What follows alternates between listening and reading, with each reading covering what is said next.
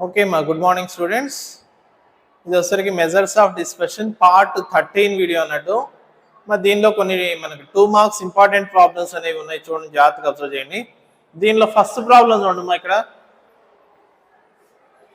Find the variance and standard deviation of the following data అని చెప్పేసి 5, 12, 3, 18, 6, 8, 2, 10 అని చెప్పేసి కొన్ని అబ్జర్వేషన్స్ అనేవి మనకి ఇచ్చున్నారు అన్నమాట. దానికి ఏమేమి ఫైండ్ అవుట్ చేయాలంట, వేరియన్స్ స్టాండర్డ్ డీవియేషన్ కనుక్కోవాలి.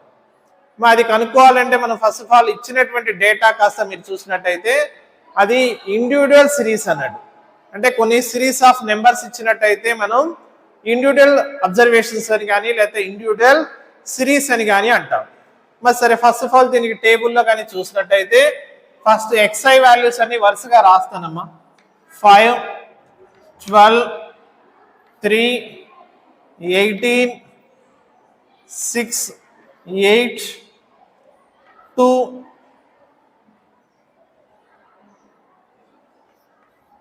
10. ఒకసారి చూడండి, 5, 12, 3, 18, 6, 8, 2, 10 అన్నట్టు. Sum of observations by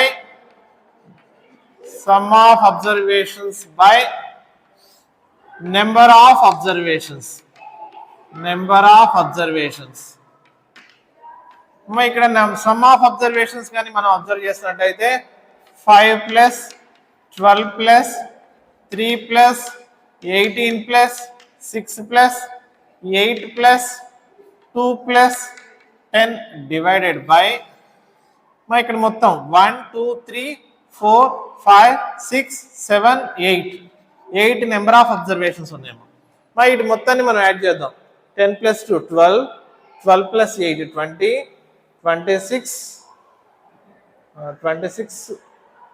34, 44, 47, 49, 59, 64. మరి మొత్తం కలిపితే 64 ఉన్నాయి, డివైడెడ్ బై 8 అంటే 8 8s are 64 అన్నాడు. ఇప్పుడు మనం టేబుల్లో మనం ఏదైతే ఉందో XI మైనస్ X బార్ అంటే ఇక్కడ వచ్చినటువంటి మనం X బార్ని మనం సబ్ట్రాక్ట్ చేయాల్సి ఉంటుంది. అంటే 5 minus 8, 12 minus 8, 3 minus 8, 18 minus 8, 6 minus 8, 8 minus 8, అలాగే 2 మైనస్ 8.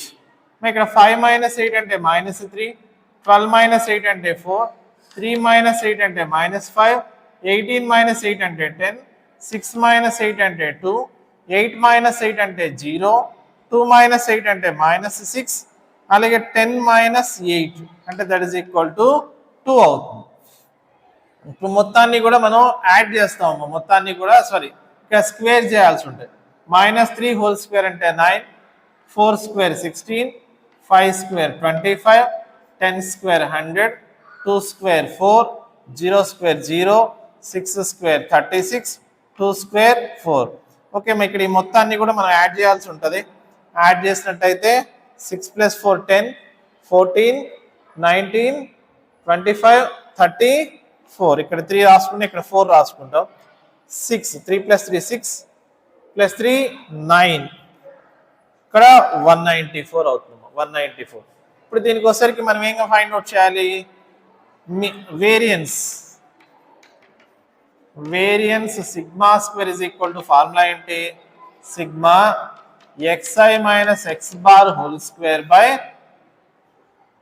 n అన్నమాట. That is equal to sigma XI minus X bar whole square అంటే మనకి 194 అవుతుంది.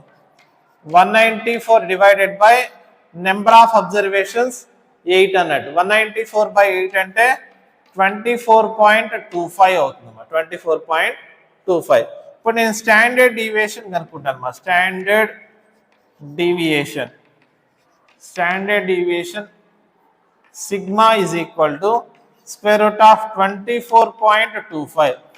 ఏదైతే ఉందో దీనికి రూట్ కనుక్కున్నట్టయితే 4.92 అవుతుంది. ఈ విధంగా మనం ఫస్ట్ ప్రాబ్లం అన్నట్టు. సెకండ్ ప్రాబ్లం చూడమ్మా. The variance of the 20 observations is given that 5. If each observation is multiplied by 2, then find the variance of the resultant observations. Okay మనం చూద్దాము. Given that variance of 20 observations is equal to 5. మనకు ఒక formula తెలుసు అనమాట. ఏంటది అది? we know that if each observation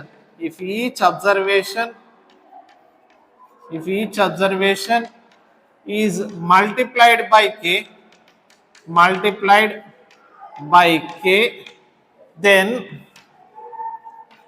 the resultant variance is equal to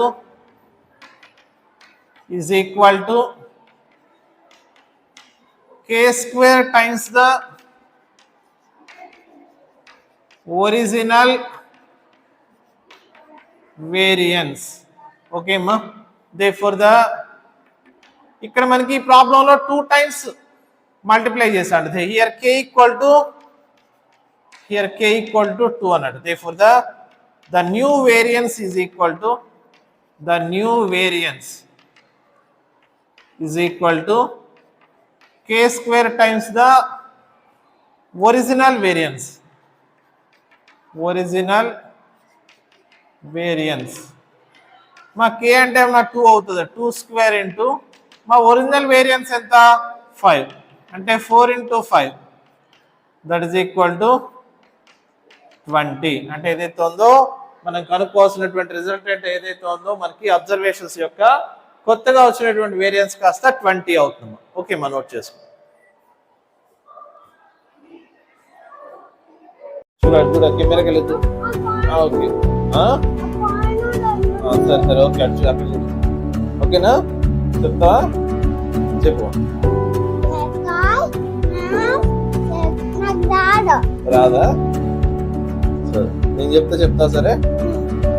please do like share and subscribe Prakash maths academy YouTube channel. Bell కొట్టడం మర్చిపోకండి. ఓకేనా? Okay ఇలా పెట్టేసాయి. ఓకే.